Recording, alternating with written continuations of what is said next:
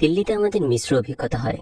উষ্ণ অভ্যর্থনায় আমরা খুশি হয়েছিলাম, কিন্তু মুক্তিযুদ্ধ এবং ভবিষ্যৎ বাংলাদেশ নিয়ে ভারতীয় নীল নকশা আমাদের হতাশ করেছিল।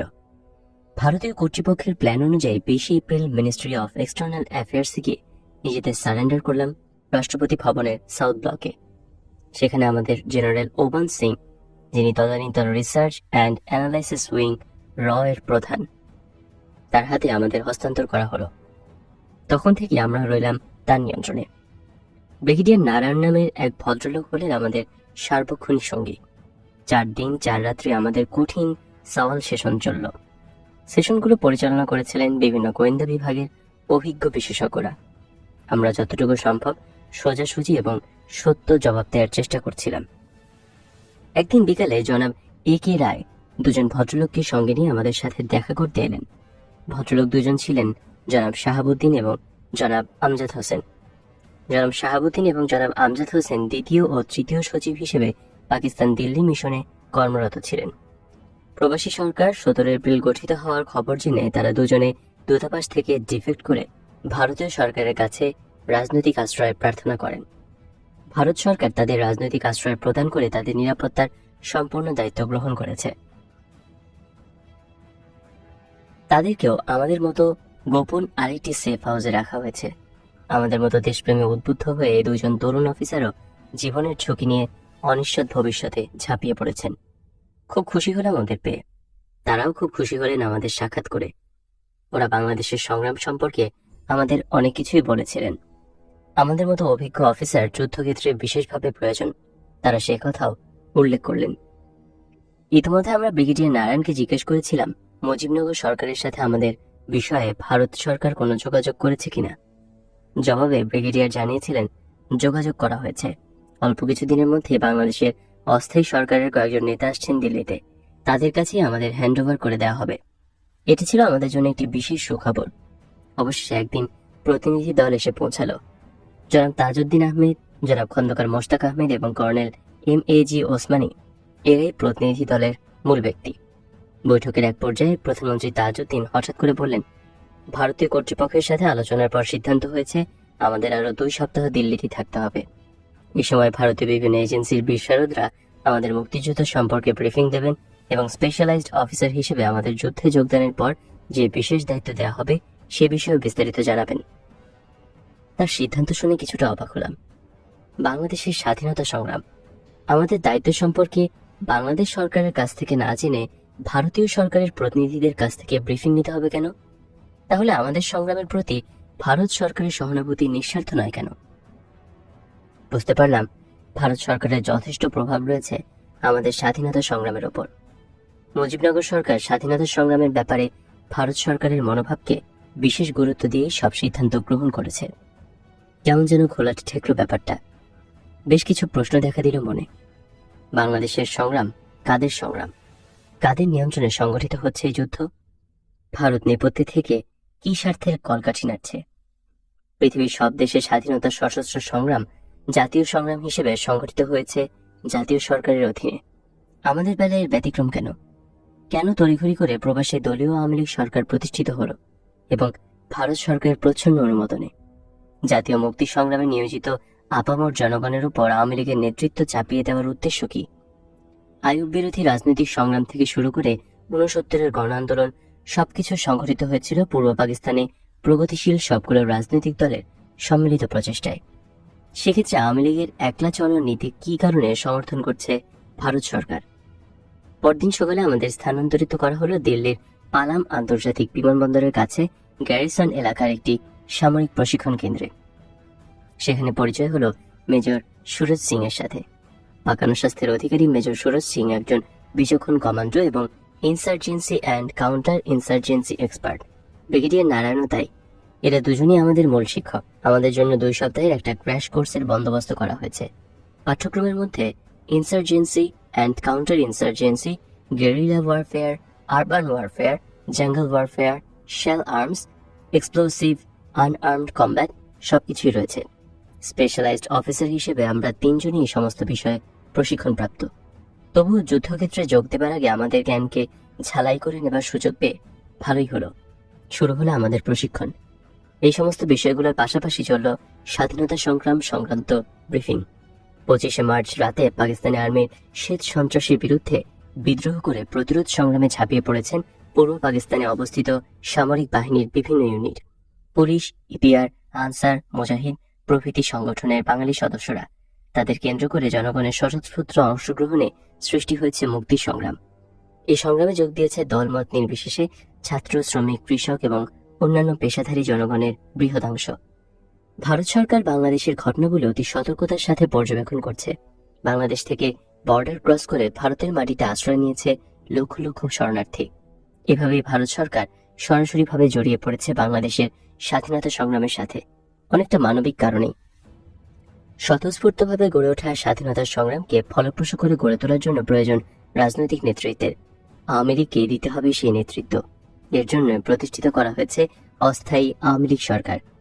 ভারত আওয়ামী লীগ এবং অস্থায়ী বাংলাদেশ সরকারকে বিশ্বাস করে। প্রাথমিক পর্যায় থেকে আওয়ামী লীগের নেতৃত্বে সংগঠিত করে তুলতে হবে এই সংগ্রাম।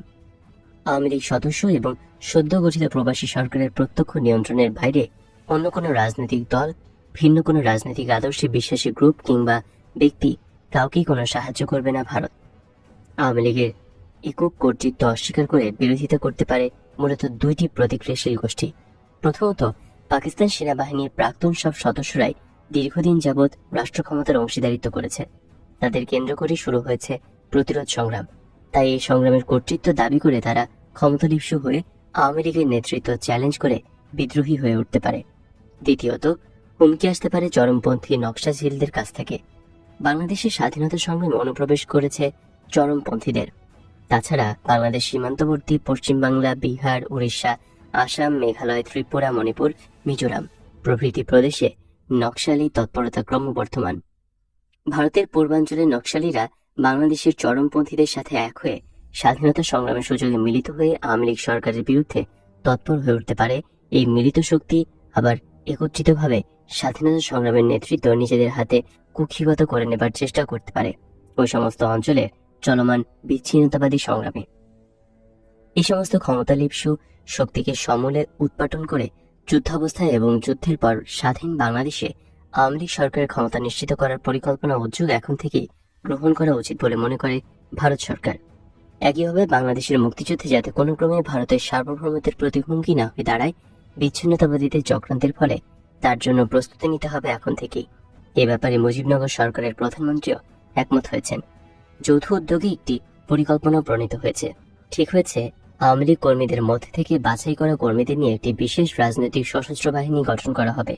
এই বাহিনীর সদস্য সংখ্যা হবে 1 লক্ষ। বিশেষ ট্রেনিং ক্যাম্পে ওদের প্রশিক্ষণ দেওয়া হবে ভারতীয় সেনাবাহিনীর প্রত্যক্ষ সহযোগিতায়। এই বাহিনীর রিক্রুটমেন্ট, ডিপ্লয়মেন্ট, ট্রেনিং সবকিছুই থাকবে মুক্তিবাহিনীর কমান্ডের আওতার বাইরে। এই বাহিনী সরাসরিভাবে নিয়ন্ত্রিত হবে বাংলাদেশের প্রধানমন্ত্রী দ্বারা। এদের সশস্ত্র করা এবং পরিচালনা করার দায়িত্ব নেবে ভারত সরকার। ভারত সরকারের তরফ থেকে এই বাহিনী গঠনের মূল দায়িত্বে থাকবেন জেনারেল ওবান সিং। এদের মূল কাজ হবে স্বাধীনতা উত্তর বাংলাদেশে আওয়ামী লীগের ক্ষমতা টিকিয়ে রাখা। প্রশিক্ষণের পর এদের দলে দলে পাঠানো হবে বাংলাদেশের ভেতরে মুক্তিযুদ্ধের শেষ অধ্যায়। ভেতরে গিয়ে নিজেদের অবস্থানকে সুসংহত করে তারা প্রস্তুত হয়ে থাকবে আওয়ামী লীগ সরকারের প্রতি যে কোনো চ্যালেঞ্জের মোকাবেলা করার জন্য। এই বাহিনীর নাম রাখা হবে BLF, বাংলাদেশ লিবারেশন ফোর্স। যুদ্ধকালে এবং স্বাধীনতার পর পর্যায়ক্রমে ওই বাহিনীর নাম রাখা হয় মুজিব বাহিনী এবং কুখ্যাত রক্ষী বাহিনী। বাংলাদেশ সরকার আমাদের 3 জনকে মনোনীত করেছে ভারতীয় সেনাবাহিনীর সহযোগিতায় BLF গঠন করার জন্য। আমাদের টোটালি নন পলিটিক্যাল মনে করে এবং মুজিবুর রহমানের প্রতি আমাদের অগাধ শ্রদ্ধা দেখি বোধহয় এই সিদ্ধান্ত গ্রহণ করা হয়। আমাদের পেশাগত যোগ্যতা, সাহস, অন্ধ দেশপ্রেম, ব্যাকগ্রাউন্ড এবং সিনিয়রিটি সম্পর্কে নিশ্চয়ই কনভিন্স হয়েছিলেন 2 সরকারের সংশ্লিষ্ট মহল। সুদূরপ্রসারী এই নীলনকশা এবং ভারত সরকারের মনোভাব জানতে পেরে অনেক কিছুই পরিষ্কার হয়ে উঠল। গত কয়েকদিন যাবৎ মনে যে সমস্ত প্রশ্নগুলো দেখা দিয়েছিল সেগুলোর অনেকগুলোর জবাব পেয়ে গেলাম। জানবাজি রেখে যারা মুক্তিযুদ্ধে ঝাঁপিয়ে পড়েছেন, অকাতরে প্রাণ দিতে কুণ্ঠিত হচ্ছেন না যারা, তাদের প্রতি কি অবিশ্বাস! ক্ষমতা কুক্ষিগত করার জন্য নিবেদিত প্রাণ মুক্তিযোদ্ধাদের নির্মূল করার কি ভয়ানক ষড়যন্ত্র! শহীদ মুক্তিযোদ্ধাদের রক্তের সাথে কি চরম বিশ্বাসঘাতকতা! চাণক্য বুদ্ধির এই নীলনকশা ফাটল সৃষ্টি করবে জাতীয় ঐক্যে। জাতি হয়ে পড়বে বিভক্ত, স্বাধীন বাংলাদেশের ভিড় হয়ে উঠবে দুর্বল, নস্যাৎ হয়ে যাবে জাতীয় সংগ্রামী চেতনা। অন্তর্দ্বন্দ্বে জর্জরিত দুর্বল বাংলাদেশ পরিণত হবে একটি করদ রাজ্যে। নাম সর্বস্ব বাংলাদেশের খোলসে অর্থহীন হয়ে পড়বে স্বাধীনতা। 8 কোটি বাঙালির মুক্তির আকাঙ্ক্ষা পথ হারাবে বিশ্বাসঘাতকতার চোরাবালিতে। একই সাথে নির্মূল করা হবে ভারতের বিভিন্ন জাতিসত্তার স্বাধীনতা সংগ্রামগুলো। মন বিদ্রোহ করে উঠল। এই চক্রান্তের অংশীদার হতে পারবো না। প্রতিরোধ গড়ে তুলতে হবে এই নীল নকশার বিরুদ্ধে। যুদ্ধক্ষেত্রে গিয়ে বুঝিয়ে বলতে হবে সহযোদ্ধাদের। ঐক্যমত্য সৃষ্টি করতে হবে মুক্তিযোদ্ধাদের মধ্যে অতি সংগোপনে। অন্যের দেওয়া নামমাত্র স্বাধীনতা নয়, প্রকৃত স্বাধীনতাই অর্জন করতে হবে। নিজেদের শক্তি এবং শক্তির উপর নির্ভরশীল হয়ে দীর্ঘস্থায়ী যুদ্ধের প্রস্তুতি নিতে হবে আমাদেরকে। শিক্ষা নিতে হবে গণচীন, ভিয়েতনাম, আলজেরিয়া প্রভৃতি দেশের স্বাধীনতা সংগ্রামের ইতিহাস থেকে। 1971 সালের 25শে মার্চের কালরাত্রির মুক্তিযুদ্ধের জন্য আওয়ামী লীগের প্রস্তুতি এবং যুদ্ধ সম্পর্কে মিসেস ইন্দিরা গান্ধীর দৃষ্টিভঙ্গি সম্পর্কে মেজর রফিকুল ইসলাম পিএসসি তার বই সামরিক শাসন ও গণতন্ত্রের সংকটে লিখেছেন, 25শে মার্চের রাতে সামরিক জান্তার পাশবিক ক্র্যাকডাউনের পর যেহেতু ওই ধরনের কোনো সামরিক অভিযানের মোকাবেলা করার কোনো প্রস্তুতি আওয়ামী লীগের ছিল না, সেই পরিপ্রেক্ষিতে নেতাদের সবাই ভারতে পালিয়ে গিয়ে কলকাতায় আশ্রয় গ্রহণ করেন। মিসেস ইন্দিরা গান্ধী অখণ্ড ভারতের স্বপ্নদ্রষ্টা পণ্ডিত জওহরলাল নেহরুর যোগ্য উত্তরাধিকারী দীর্ঘদিন যাবৎ এই ধরনের একটি সুযোগেরই অপেক্ষায় ছিলেন। শ্রীমতী গান্ধী এই সুবর্ণ সুযোগ সময় মতো যথাযথ সদ্য ব্যবহার করলেন। ভারত যে শুধুমাত্র তাদের দীর্ঘদিনের প্রধান এবং 1 নম্বর শত্রু পাকিস্তানকে দ্বিখণ্ডিত করে দেশটিকে দুর্বল করতে সক্ষম হয় তাই নয়, এদেশের মুক্তিযুদ্ধের আবরণে সাফল্যের সাথে পশ্চিমবঙ্গ এবং তার আশেপাশের প্রগতিশীল বিচ্ছিন্নতাবাদী জাতীয় মুক্তি সংগ্রামগুলো নস্যাৎ করতে সক্ষম হয়। 25শে মার্চ এবং 26শে মার্চ 1971-এর বিভীষিকাময় কালরাত্রির প্রত্যক্ষ সাক্ষী খালাম্মা, নিম্মি এবং বাপ্পি। 25শে মার্চের আর্মি অপারেশন এবং এর ভয়াবহ পরিণামের জীবন সাক্ষী। তাদের বর্ণনা লোমহর্ষক এবং এক করুণ উপাখ্যান। ফেব্রুয়ারির শেষে মা অর্থাৎ খালাম্মা কলকাতা থেকে ঢাকায় আসেন। উদ্দেশ্য দেশের অবস্থা দেখে শুনে প্রয়োজন হলে আমাকে এবং নিম্মিকে সঙ্গে নিয়ে কলকাতায় ফিরে যাবেন। 25শে মার্চ রাত প্রায় 10টা অবধি তিনি শেখ সাহেবের বাসাতেই ছিলেন। 32 নং ধানমন্ডি থেকে লালবাগের বাসায় ফেরেন প্রায় রাত 10:30টায়। বাসায় ফেরার পর সবাই তাকে ধরে বসলাম। নেতা কি বললেন? মা শুকনো বিচলিত কণ্ঠে জবাব দিলেন, নেতাকে অনেক করে বোঝানোর পরও তিনি আন্ডারগ্রাউন্ডে যেতে রাজি হলেন না। পার্টির নেতা কর্মীরা, ছাত্র নেতারা, অন্যান্য অনেকেই আসন্ন সামরিক অভিযান সম্পর্কে শেখ মুজিবকে সতর্ক করে দিয়ে অনুরোধ জানিয়েছিলেন, পাক বাহিনী যদি জনগণের উপর ঝাঁপিয়েই পড়ে তখন জনগণের পাশে থেকে প্রতিরোধ সংগ্রামে তিনি তাদের নেতৃত্ব দেবেন, সেটাই তাদের প্রত্যাশা। কিন্তু শেখ মুজিবুর রহমানের এক কথা, তিনি গণতন্ত্রে বিশ্বাসী, অস্ত্রের রাজনীতিতে তিনি বিশ্বাস করেন না। পাক বাহিনী নিরীহ জনগণের উপর শ্বেত সন্ত্রাসের স্টিং রোলার চালিয়ে দেবে, এই ধারণা সম্পর্কেও তার দ্বিমত ছিল। তিনি উপস্থিত সবাইকে বলেছিলেন প্রয়োজন বোধে সামরিক জান্তা তাকে বন্দী করবে, কারণ তাদের বিরোধ তার সাথে। কিন্তু অনেকেই যুক্তি দিয়ে বোঝাবার চেষ্টা করেছিল যে বর্তমানের দ্বন্দ্ব শুধু সামরিক জান্তা ও শেখ মুজিবুর রহমানের মধ্যে সীমাবদ্ধ নয়। আজকের দ্বন্দ্ব সামরিক জান্তা এবং বাংলাদেশের জনগণের মধ্যে। এই সত্যকে অস্বীকার করা হবে মারাত্মক ভুল। বাংলাদেশের প্রতিটি মানুষ আজ স্বাধীনতার জন্য উন্মুখ, যে কোনো ত্যাগ স্বীকার করতেও তারা প্রস্তুত। এক্ষেত্রে নেতৃত্বের দায়িত্ব হবে তাদেরকে সংগঠিত করে যে কোনো অবস্থায় মোকাবেলা করার জন্য সঠিকভাবে প্রস্তুত থাকা। সামরিক অভিযানের মোকাবেলায় প্রয়োজন বোধে অস্ত্র হাতে তুলে নিতে হতে পারে। এর জন্য মানসিকভাবে নেতৃত্ব এবং জনগণকে তৈরি থেকে বাস্তব পদক্ষেপ গ্রহণের প্রস্তুতিও নেওয়া উচিত। এতেই কমবে সার্বিক ক্ষয়ক্ষতি, জনগণ ছিনিয়ে নিতে পারবে তাদের ঈপ্সিত স্বাধীনতা। কিন্তু শেখ মুজিব কোন যুক্তি গ্রহণ করলেন না। তার শেষ কথা, 27শে মার্চ দেশব্যাপী হরতাল পালিত হবে, এই কর্মসূচি ঘোষণা করে তিনি সবাইকে বিদায় করলেন।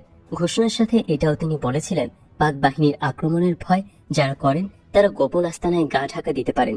সেদিন রাতে যারা 32 নং ধানমন্ডিতে সমবেত হয়েছিলেন তারা তার নেতিবাচক মনোভাব হতাশ হয়ে ফিরে গিয়েছিলেন। তার ঘোষণা শোনার পর মাও ফিরে এসেছিলেন চিন্তিত মন নিয়ে। যেখানে সবাই ধারণা করছে পাক বাহিনী সামরিক অভিযান চালাবে, সেখানে শেখ মুজিব এবং আওয়ামী লীগ নেতৃবৃন্দের কোনো কিছুই কি করার নেই? জনগণকে সে ধরনের শ্বেত সন্ত্রাসের হাত থেকে রক্ষা করার কোনো দায়িত্বই কি নেই শেখ মুজিব এবং তার দলের? তাহলে সেই চরম পরিস্থিতির হাত থেকে সাধারণ নিরস্ত্র জনগণকে বাঁচাবে কোন নেতৃত্ব? শেখ মুজিব এবং তার দল আওয়ামী লীগকৃত নেতৃত্বের স্থানে মেনে নিয়েছে দেশবাসী। তাদের ডাকেই তো সাড়া দিয়ে এই সংগ্রামকে এই পর্যায়ে নিয়ে এসেছে জনগণ অনেক ত্যাগের বিনিময়ে। সংগ্রামের চরম পর্যায়ে কেন তবে নেতা শেখ মুজিব পিছিয়ে যাচ্ছেন জনগণকে আগে ঠেলে দিয়ে? এই সমস্ত প্রশ্নগুলোর জবাব খুঁজে না পেয়ে মা চিন্তিত হয়ে পড়েছিল। আতঙ্কিত হয়ে উঠেছিল তার স্পর্শকাতর মন। সচেতন বিবেক তার কিছুতেই মেনে নিতে পারছিল না নেতার এই ধরনের নেতিবাচক সিদ্ধান্ত। সব বৃত্তান্ত শুনে আমরা সবাই হতবাক। এটাই যদি শেষ সিদ্ধান্ত হয়ে থাকে তবে কি আর করার আছে? শ্বাসরুদ্ধকর অবস্থায় সময় অতিবাহিত করা ছাড়া কিছুই করার নেই। একমাত্র সময়ই বলতে পারবে শেখ মুজিবের চিন্তা ভাবনা এবং তার সিদ্ধান্তের যৌক্তিকতা কতটুকু। মার সিদ্ধান্ত অনুযায়ী আজ রাতটা সবাই জেগেই কাটাবে ঠিক হলো। বাবুন ও আমি খাবার পর কিছুক্ষণের জন্য বাইরে বের হলাম অবস্থা বুঝে আসার জন্য। রাত প্রায় 11:30টার দিকে ফিরে এসে জানালাম নিউ মার্কেট ইউনিভার্সিটি এলাকায় আর্মি টহল দিচ্ছে। রেডিও স্টেশনেও কড়া আর্মি নিরাপত্তা বহাল রয়েছে। সমস্ত শহর ছেয়ে গেছে আর্মিতে। রাত বেশ গভীর। হঠাৎ ঘর ঘর শব্দ করে কিছু একটা এগিয়ে আসছে বলে মনে হলো। শব্দটা ভালো করে শুনে আমি বললাম, শহরে ট্যাঙ্ক নামানো হয়েছে। এই বিকট ঘর ঘর শব্দটা ট্যাঙ্ক চলার শব্দ। শহরে এত রাতে ট্যাঙ্ক কেন? এক অজানা আশঙ্কায় সবার চোখ মুখ শুকিয়ে গেল। দেয়াল ঘড়িটাতে সময় এগিয়ে চলছে টিকটিক। রাত প্রায় 12টা। আচমকা রাতে নীরবতা ভেঙে গর্জে উঠল কামান, mortar, tank, machine gun, recoilless rifle. কেঁপে উঠল গোটা শহর ঢাকা। জানালার কয়েকটি কাঁচ ভেঙে চুরমার হয়ে গেল ভূকম্পনে। ঘটনার আকস্মিকতায় সবাই হুমড়ি খেয়ে পড়লাম ঘরের মেঝেতে। আমি তড়িৎ গতিতে ঘরের আলো নিভিয়ে দিলাম। সব রকম অস্ত্র নিয়ে পাক বাহিনী ঝাঁপিয়ে পড়েছে ঘুমন্ত বাঙালি জাতির উপর। গোলাগুলির আওয়াজ আসছে সব দিক থেকে। হামাগুড়ি দিয়ে এগিয়ে গিয়ে জানালার ফাঁক দিয়ে বাইরে তাকালাম। সমস্ত আকাশ ফ্লোয়ার এবং ট্রেসারের আলোতে উদ্ভাসিত। আগুনের ফুলকির মতো ছুটে চলছে অগণিত tracer bullet. Azimpur, new market, Pilkhana, university এলাকায় দাউ দাউ করে আগুন জ্বলছে। আকাশে পেঁচিয়ে উঠে যাচ্ছে কালো ধোঁয়ার কুণ্ডলী। অল্পক্ষণ পরে আকাশ বাতাস বিদীর্ণ করে শোনা গেল মানুষের মরণ কান্না, আহতদের আর্তনাদ।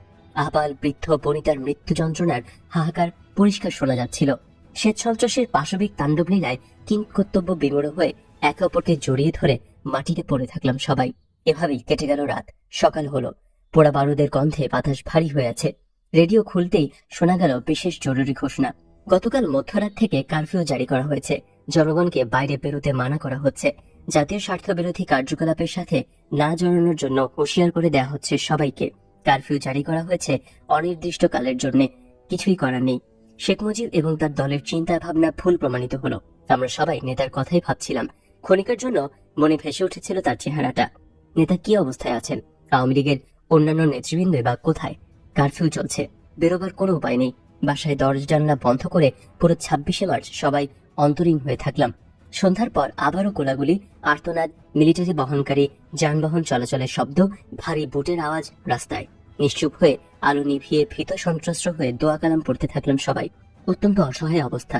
যে কোনো মুহূর্তে দরজা ভেঙে বাড়িতে ঢুকে পড়তে পারে জল্লাদ বাহিনী। শুরু হতে পারে লুটতরাজ, মারপিট, ধর্ষণ। বাড়ির সবচেয়ে নিরাপদ স্থানে লুকিয়েছিলাম আমি, বাবুনি, মুন্নি, নন্নি এবং মাও। মেয়েদের সবাইকে ছাদের পানি ট্যাঙ্কের মধ্যে লুকিয়ে রাখা হলো। চরম যে কোনো অঘটন ঘটার প্রতীক্ষায় অসহায় চেতনাহীন অবস্থায় বসে রইলেন মুরব্বীরা। সময় কাটছিল না কিছুতেই। ভোর হলো এক সময়। সূর্যের আলোয় প্রাণ ফিরে পেয়ে জীবন্ত হয়ে উঠলাম সবাই।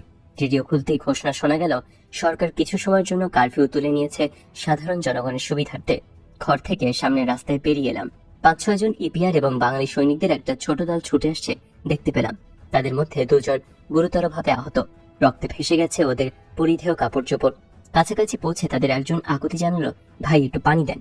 বললাম, নিশ্চয়ই, আসুন আমাদের বাসায়। সে বলল, না ভাই, আমাদের সময় নেই। অতি কষ্টে পালিয়ে বেঁচেছি। নদীর ওপারে না পৌঁছানোর আগে আমরা নিরাপদ নই। খান সেনারা আমাদের সবাইকে হন্য হয়ে খুঁজে বেড়াচ্ছে। দেখতে পেলে রোখানি কুকুরের মতো গুলি করে মারবে। আমি দৌড়ে গিয়ে বাবুনের সহায়তায় বালতি করে পানি নিয়ে ওদের খাওয়ালাম। পানি খাবার পর ওরা কিছুটা প্রকৃতস্থ হলো। আমি জিজ্ঞেস করলাম, আপনাদের এই অবস্থা কেন? সে বলল, ভাই, হানাদার বাহিনী সব শেষ করে ফেলেছে। তারা মাঝরাতে অতর্কিতে হামলা করে পিলখানা, পুলিশ লাইন এবং ক্যান্টনমেন্টের বাঙালি ইউনিটগুলোর উপর ঘুমন্ত অবস্থায় মারা গেছে হাজার হাজার সৈনিক। যারা পেরেছে তারা পালিয়ে বেঁচেছে আমাদের মতো। বস্তিগুলো আগুন দিয়ে পুড়িয়ে দেওয়া হয়েছে। ইউনিভার্সিটির হলগুলোকে গোলার ঘায়ে ধূলিসাৎ করে দেওয়া হয়েছে। মারা গেছে অসংখ্য ছাত্রছাত্রী। সমস্ত শহরে আর্মি টহল দিচ্ছে। কাউকে দেখে এতটুকু সন্দেহ হলেই গুলি করে হত্যা করা হচ্ছে। আপনাদের মতো তরুণরাই ওদের টার্গেট। ভাই, আপনারাও পালান, চলে যান শহর ছেড়ে গ্রামে। হানাদার বাহিনীর কবল থেকে জাতিকে বাঁচাতে হলে গড়ে তুলতে হবে প্রতিরোধ সংগ্রাম। এই সংগ্রামে আপনাদের মতো তরুণ যুবকদের প্রয়োজন হবে সবচেয়ে বেশি। আচ্ছা চলি ভাই, বেঁচে থাকলে দেখা হবে ইনশাল্লাহ। বিদায় জানিয়ে এভাবেই দৌড়ে চলে গেল ওরা। জওয়ান ভাইদের কথা শুনে স্তম্ভিত হয়ে গেছিলাম সবাই। একই ব্যাপার, কি করে এতটা বর্বর আর হিংস্র হয়ে উঠতে পারলো পাকিস্তানের শাসকরা? তাদের হঠকারী পদক্ষেপ পাকিস্তানের অখণ্ডতার মূলে কুঠারাঘাত করেছে। এরপর পূর্ব পাকিস্তান কোনো ক্রমেই আর পাকিস্তানের অংশ হিসেবে থাকতে পারে না। স্বাধীন বাংলাদেশ কায়েম করে এই ন্যাক্কারজনক শ্বেত সন্ত্রাসের জবাব দিতে হবে। কারফিউ উঠিয়ে নেওয়ার সুযোগের বাইরে পেরিয়ে অবস্থা স্বচক্ষে একটু দেখে আসার ইচ্ছা হলো। বাসে ফিরে প্রস্তাবটা দিতেই মা, বাবন এবং নিম্মি সঙ্গে যেতে চাইল। কোনো যুক্তি তারা শুনল না। একা আমাকে কিছুতেই ছাড়বে না ওরা। অগত্য 4 জনই গাড়ি নিয়ে বেরিয়ে পড়লাম। রাস্তায় অসম্ভব ভিড়, লোকজন, যানবাহন সবই ছুটে চলছে ঊর্ধ্বশ্বাসে। সবাই চলেছে নিরাপদ আশ্রয়ের খোঁজে। কেউ বেরিয়েছে অতি প্রয়োজনীয় জিনিসপত্র কিনতে, কেউ বা বাসার কাছে বস্তি পুড়িয়ে দেওয়া হয়েছে দেখছে। সমস্ত বস্তি লোকশূন্য। নিউ মার্কেটের পাশে কাটাবন, নীলক্ষেত, এই বস্তিরও একই অবস্থা। সমস্ত পিলখানা আর্মি ঘিরে রেখেছে। প্রতিটি রাস্তায় মেশিন গান ফিট করা। খানসিনা বহনকারী ট্রাকগুলো টহল দিচ্ছে। রাস্তার স্ট্র্যাটেজিক পজিশনে ট্যাঙ্ক মোতায়েন করা হয়েছে। ইউনিভার্সিটি এলাকা একদম ফাঁকা। থমথম করছে ইকবাল হল, জগন্নাথ হল, রোকেয়া হল। মর্টার এবং ট্যাঙ্ক ফায়ারে ইট এবং কংক্রিটের ধ্বংসস্তূপে পরিণত হয়েছে। হলগুলোর মাঠে বুলডোজার দিয়ে গণকবর খুঁড়ে পুঁতে দেওয়া হয়েছে মৃত ব্যক্তিদের লাশগুলো। রোকেয়া হলের কাছে এই ধরনের একটি গণকবরে তাড়াহুড়ো করে পুঁতে রাখা একটি লাশের 2টো পা বেরিয়ে রয়েছে দেখতে পেলাম। দেখে আটকে উঠলাম সবাই। মিলিটারি গাড়িগুলো থেকে খানসিনারা অদ্ভুত দৃষ্টিতে তাকিয়ে দেখছিল আমাদের। হঠাৎ মার খেয়াল হলো এভাবে ঘোরাফেরা করাটা মোটেও নিরাপদ নয়। বাসাবো, রামপুরের TV station, Kamalapur rail station, radio station ঘিরে রেখেছে শত শত আর্মি। কালো পোশাক পরিহিত মিলিশিয়া বাহিনীকেও নামানো হয়েছে। সব জায়গায় বস্তিগুলো পুড়িয়ে দেওয়া হয়েছে দুরাতের মধ্যে। মালিবাগে সবার খবর নিতে গেলাম। আমাদের দেখে চাচা অবাক হয়ে গেলেন। ভীষণ রেগে গিয়ে মাকে বললেন, কোন সাহসে আপনারা বেরিয়েছেন? এক্ষুনি ফিরে যান। যত তাড়াতাড়ি সম্ভব বাসা ছেড়ে গ্রামে চলে যান নদী পার হয়ে। আমরাও সরে পড়ছি। ঢাকা শহর মোটেও নিরাপদ নয়।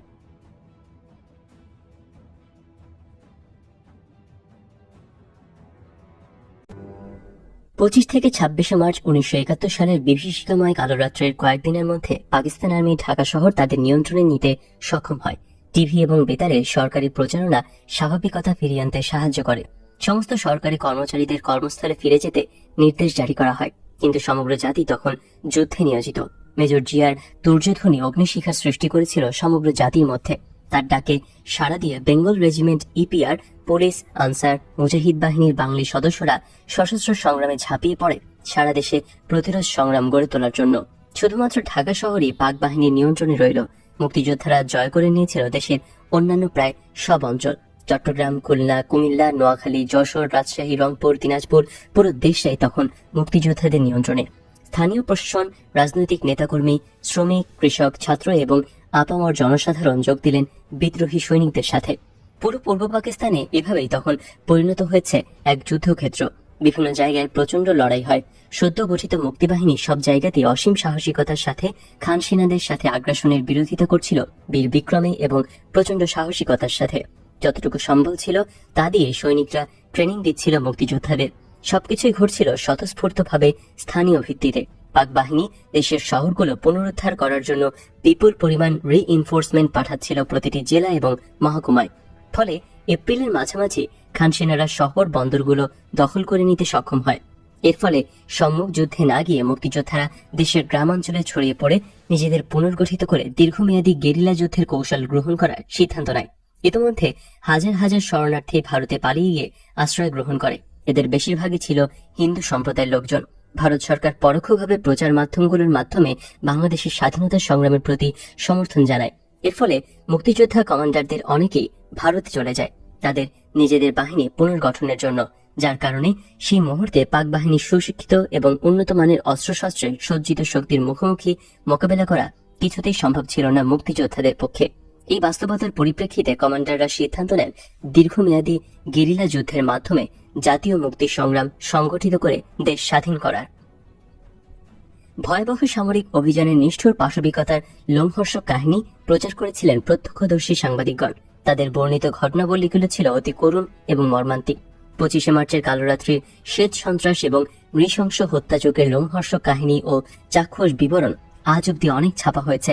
ভুট্টোর আমলের সেনাপ্রধান 1971 সালের জল্লাদ জেনারেল টিক্কা খান প্রখ্যাত মিশরীয় সাংবাদিক জনাব হাইকেলকে দেয়া এক সাক্ষাৎকারে তার আমলে পূর্ব পাকিস্তানের অবস্থা বর্ণনা করতে গিয়ে বলেন, আমি যখন মার্চ মাসে প্রথম সপ্তাহে পূর্ব পাকিস্তানে যাই তখন পূর্ব পাকিস্তানের সামরিক প্রস্তুতি ছিল অত্যন্ত দুর্বল। সার্বিক অবস্থা সম্পর্কে আমাদের গোয়েন্দা সংস্থাগুলি সঠিক তথ্য পরিবেশন করতে ছিল অপারগ। তাদের সাথে জনগণ কোনরূপই সহযোগিতা করছিল না। গোয়েন্দা বিভাগ সমূহের বাঙালি কর্মচারীদের আন্তরিকতাও যথেষ্ট অভাব লক্ষ্য করি। এর আগে এমন পরিস্থিতি কখনো হয়নি। সেনাবাহিনীর পশ্চিম পাকিস্তানি সৈন্যরাই ছিল আমাদের খবরের একমাত্র নির্ভরযোগ্য সূত্র। বেঈমান মুজিবের কারসাজিতে সমগ্র বাঙালি জাতি তখন বিদ্রোহী হয়ে উঠেছে। তারা সেনাবাহিনীকে রীতিমতো বয়কট করেছে। জনাব হাইকেলের মতে জেনারেল টিক্কা বুঝতে পারেননি তিনি একটা জাতীয় বিপ্লবের মোকাবেলা করছিলেন। তিনি জানতেন না এই বিপ্লবের শেকড় প্রথিত ছিল তীব্র জাতীয়তাবাদী চেতনায়। বাঙালি স্বাধিকারের দাবির পেছনে যুক্তিও ছিল প্রচুর। এরপর ঢাকা আলোচনা ব্যর্থ কিভাবে হয়ে গেল সেই কথা বলতে গিয়ে জেনারেল টিক্কা খান জনাব হাইকেলকে বলেন, ঢাকা আলোচনা ব্যর্থ হয়ে যাবার পর রাষ্ট্রপতি আমাকে আদেশ দেন 25শে মার্চ রাতে সামরিক অভিযানের মাধ্যমে বাঙালি বিদ্রোহ দমন করে পূর্ব পাকিস্তানে আইন শৃঙ্খলা পুনঃপ্রতিষ্ঠিত করার জন্য। জনাব হাইকেলের বর্ণনায় 25শে মার্চের মধ্যরাত্রির প্রায় 11:30 পাক বাহিনী ঘুমন্ত বাঙালি জাতির উপর ঝাঁপিয়ে পড়ে। গুলির আওয়াজে ভীত সন্ত্রস্ত বাঙালিরা জেগে ওঠে। ঢাকা বিশ্ববিদ্যালয় অঞ্চল পুলিশের হেডকোয়ার্টার্স, মতিঝিল এবং ইপিআর এর সদর দপ্তর পিলখানায় মূল আঘাত করা হয়। অবিশ্রান্তভাবে গোলাগুলি চলতে থাকে। মেশিন গান, রকেট, এমনকি ট্যাঙ্ক ফায়ারিং এর আওয়াজও শোনা যায়, সাথে মুমূর্ষ ব্যক্তিদের মরণ চিৎকার। রাতের আকাশ আলোকিত হয়ে ওঠে ফ্লেয়ার ফায়ারিং এ। বিশ্ববিদ্যালয়ের ইকবাল হল এবং জগন্নাথ হলকে রিকোয়েললেস রাইফেল এবং মর্টার ফায়ারে ধূলিসাৎ করে দেওয়া হয়। মারা যায় অসংখ্য ছাত্র। ঘুমন্ত অবস্থায় প্রাণ হারায় অগণিত লোক। তার প্রতিবেদনে ঢাকা বিশ্ববিদ্যালয় এলাকার পাক বাহিনীর আক্রমণের বিশদ বিবরণ পাওয়া যায়। তিনি লেখেন, মাঝরাতের পরপরই পাকিস্তান আর্মির সাঁজোয়া বাহিনীর একটি কলাম বিশ্ববিদ্যালয় এলাকায় ক্ষিপ্র গতিতে ছুটে যায়। সেনাবাহিনী ব্রিটিশ কাউন্সিল লাইব্রেরি দখল করে সেটিকে ফায়ার বেস করে ছাত্রাবাসগুলির উপর আক্রমণ চালায়। ঘুমন্ত অবস্থায় গুলিবিদ্ধ হয়ে ইকবাল হলের 200-এরও বেশি ছাত্র প্রাণ হারায়। বিদ্রোহী ছাত্রদের একটি কেন্দ্র ছিল ইকবাল হল। 2 দিন যাবৎ অসংখ্য লাশ দাঁড়িয়েছিল মাঠে, পথে, হলগুলির চত্বরে এবং কক্ষগুলিতে। 2 দিন পর সৈনিকরা হলগুলির প্রাঙ্গণে গর্ত খুঁড়ে মৃতদেহগুলিকে মাটি চাপা দেয়। গণকবরগুলি খুঁড়তে বড় বড় বুলডোজার ব্যবহার করা হয়। বিশ্ববিদ্যালয় এবং শহরের বিভিন্ন এলাকায় বস্তিগুলোতে আগুন লাগিয়ে দেওয়া হয়।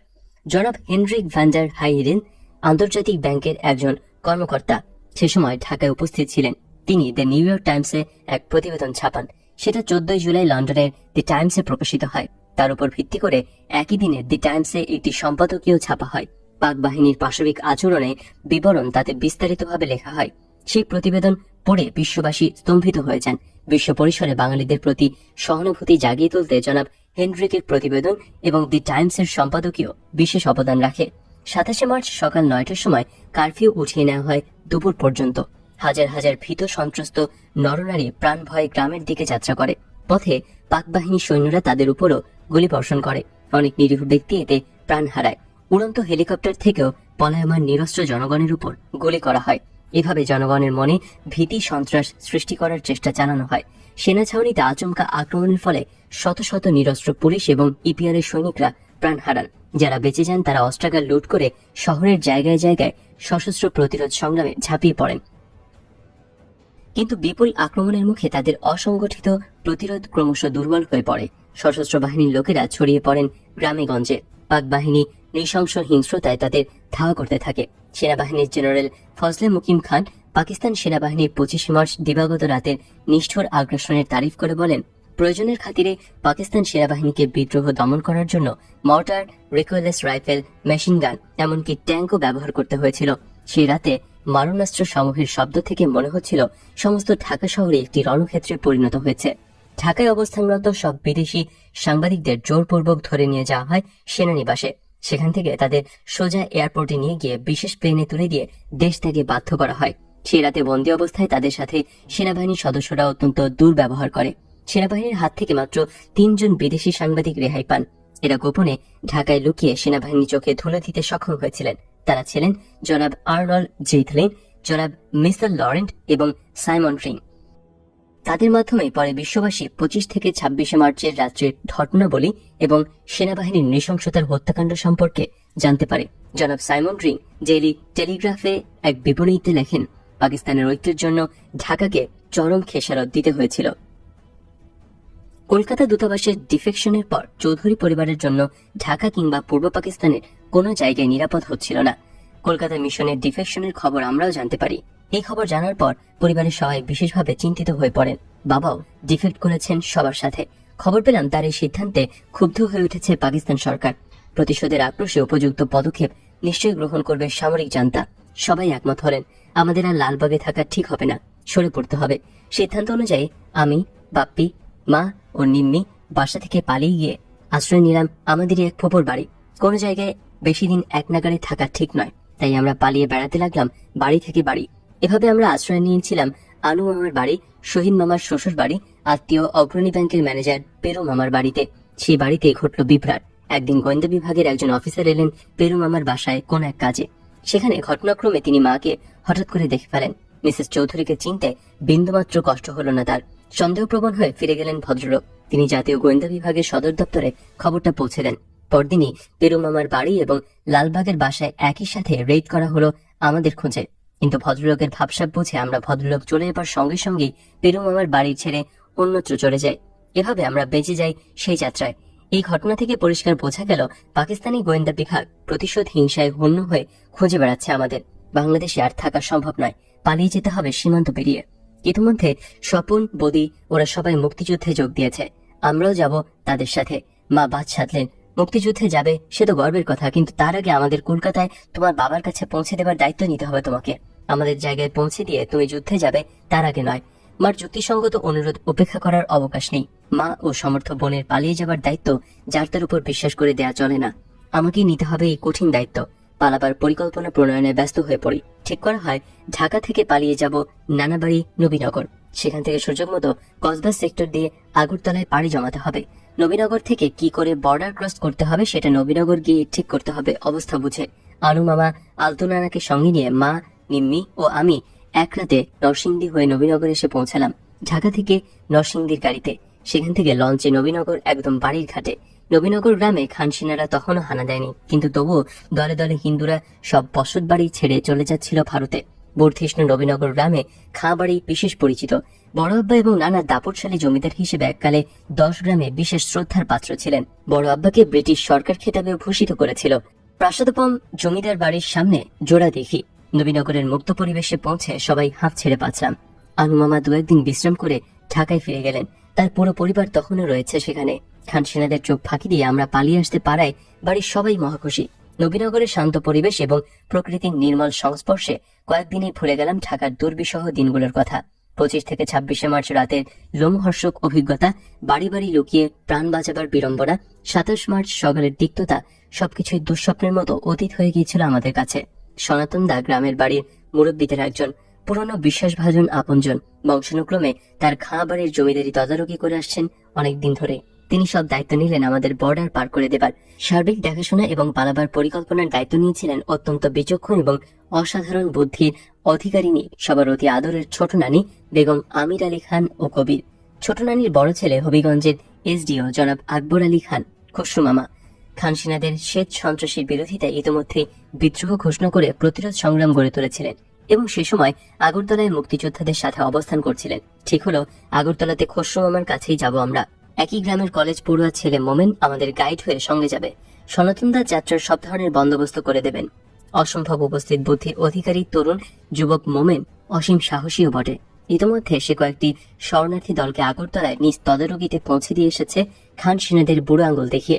কসবা সেক্টর দিয়ে আগরতলা পৌঁছানোর চোরা রাস্তাগুলি ওর নখদর্পণে। ঠিক হলো নৌকা যুগে মেঘনা তিতাস পাড়ি দিয়ে খরস্রোতা গোমতী হয়ে কুমিল্লার ব্রাহ্মণবাড়িয়া জিটি রোড পর্যন্ত গিয়ে তারপর পদযাত্রা। বর্ডার পার হওয়ার পর পথিমধ্যে পড়বে একটি বড়সড় বাজার। সেখান থেকে ভাড়াটে গাড়িতে আগরতলা।